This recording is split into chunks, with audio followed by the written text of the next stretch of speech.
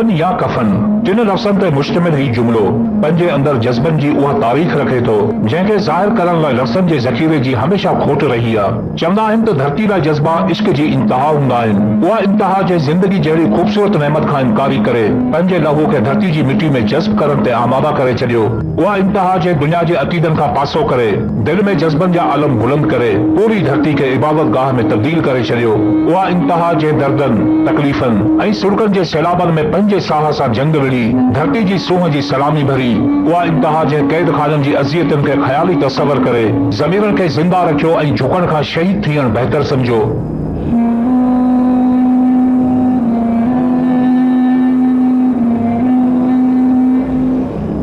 सिंध जी तारीख़ शहीदनि जा बाब लिखे थी। उहे बाब जेके अज़मतनि किरदारनि ऐं बहादुरी जे मिसालनि खे तारीख़ जे तन ते सींगारे उन्हनि अज़ीम इंसाननि खे हमेशा लाइ अमर करे छॾियो जिन्हनि धरती जी बका ऐं आज़ादी ख़ातिर पंहिंजनि ज़िंदगियुनि खे क़ुर्बान करे छॾियो। जॾहिं सूरमनि जी फ़हरिस्त ते नज़र विझूं था ऐं किरदारनि जी अज़मतनि ते गौर कयूं था त हेमू कालानी जी शहादत ज़िंदगियुनि खे इहो ई सबूत ॾिए थी त मञो था आज़ादी जा झंडा अखियुनि खे ॾेखारे न सघियासीं पर फ़ख़्र इन ॻाल्हि ते आहे जो मरण ताईं ज़मीर ज़िंदा रखियासीं।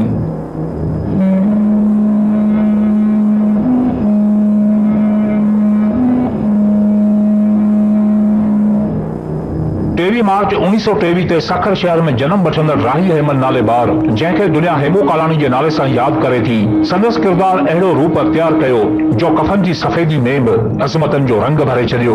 1942 जे दौर में जॾहिं हिंदुस्तान में अंग्रेज़नि ख़िलाफ़ आज़ादी जी वेढ़ हलंदड़ हुई तॾहिं सिंध अंदर बि जज़्बनि खे हथी वठाइण लाइ ज़िंदा ज़मीर सुजाग करण लाइ वजूदनि खे लोॾे रहिया हुआ।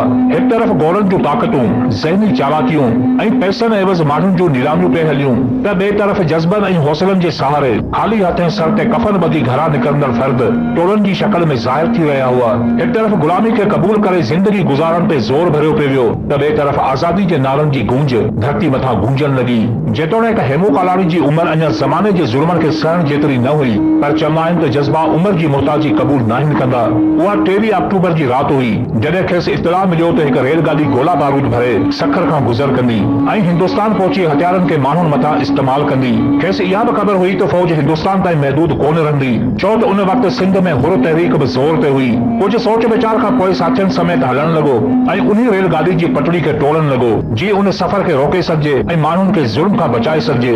इहा नसीबनि जी बेवफ़ाई हुई जो खेसि गिरफ़्तारी जो तोहफ़ो मिलियो ऐं 22 ॾींहनि ताईं मुसलसल बदतरीन तशद्दुद बर्दाश्त करणो पियो ऐं बाद में कोर्ट मार्शल करे फांसी जी सज़ा ॿुधाई वई जेका उन दौर में कंहिं नाबालिग ॿार खे मिलंदड़ पहिरीं सज़ा हुई।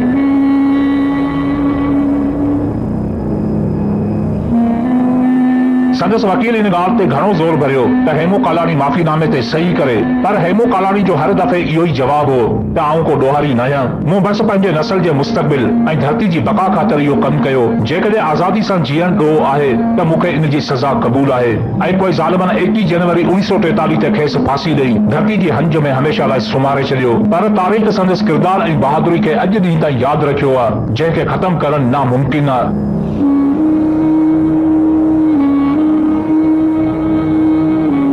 अलमियो इहो आहे त अॼु असां पंजनि किरदारनि जी वफ़ा जे बदिले बेवफ़ाई जूं दीवारूं आॾे पाण खे मोतबर साबित करण जी कोशिश करे रहिया आहियूं। असां पंहिंजनि नसाबनि में हथरावा किरदार मढ़े नए नस्ल खे हक़ीक़तनि खां गुमराह करे पंहिंजी तहज़ीब ऐं तारीख़ सां गद्दारी करे रहिया आहियूं। अॼु शहीदनि जो रतु असांजी हरकतनि खे हैरत मां ॾिसे पियो ऐं इन ॻाल्हि जी वज़ाहत तलब करे पियो त ज़िंदान असां काटिया, ॾुखनि जा ॾंगींदड़ ॾार असांजे जिस्मनि ते वसिया, अव्हांजी सलामती ख़ातिर जहनुम जहिड़ा अज़ाब असां भोॻिया, क़ौम ऐं नस्ल जी बका ख़ातिर पंहिंजा घर असां क़ुर्बान कया। असां जलावतनी इन करे क़बूली जी तव्हां पंहिंजी धरती ते सुकून सां रही सघो। असां निज़ाम ख़िलाफ़ बग़ावत इन करे कई जी तव्हां इंसाफ़ पसंद समाज में ज़िंदगी बसर करे सघो।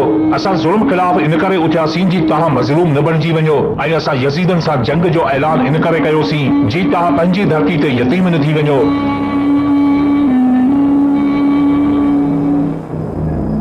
छा असांजो उहे अज़ीम कुर्बानियूं तव्हांजे ज़मीरनि खे सुजाग न थियूं कनि? छा बे मौत मरंदड़ असांजूं ज़िंदगियूं तव्हांजी सोचनि ते को असर न थियूं विझनि? जॾहिं तव्हां पंहिंजनि प्यारनि सां गॾु घरनि में मौजूदु हुआ तॾहिं असां झंगनि, गारनि ऐं रणनि में मौत जा सफ़र पे कया। जॾहिं मेहंदी लाइ हथनि ते तव्हां ख़ुशियुनि जा मोर पे ॿधा तॾहिं बाग़ी जिस्मनि खे कफ़न ओढ़े असां मिट्टी में दफ़न पे कया। जॾहिं तव्हां सिर्फ़ पंहिंजी औलाद जे बहितर मुस्तक़बिल जो पे सोचियो तॾहिं असां धरती ऐं क़ौम जी बका ख़ातिर पे पंहिंजनि इरादनि खे पूॼियो। हर अज़ाब, हर तकलीफ़ असां पंहिंजे खाते इन करे लिखराई जी तव्हांजे ख़ुशियुनि ऐं ख्वाबनि ते ॾुखनि जी नज़र न पवे। तारीख़ी आईनो साफ़ करे गौर सां ॾिसो त माज़ी जे अक्स मां इहो ई नज़र ईंदो।